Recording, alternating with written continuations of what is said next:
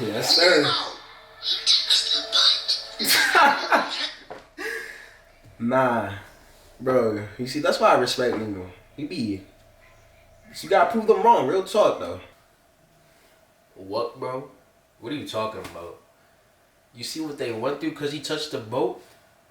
That could have all been avoided if he just didn't touch the boat. Okay, but look, they made it back safe, right? So Nemo really didn't do nothing wrong. He just had to prove people he could really swim. Like, leave my boy alone. Whatever, dude. Alright, I'm about to get something from the store. You want anything? Give me a bacon, egg, and cheese. Alright, I got you.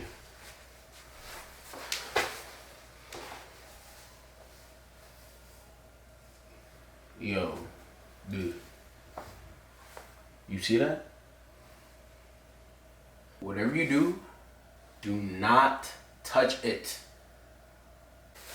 Nah, don't say don't touch it now. Remember what you were talking about with Nemo? You should prove them wrong? Alright, I'm gonna be proving you right now. I'm gonna touch it. Alright, bro. I know. I said that, but look, maybe we shouldn't touch it.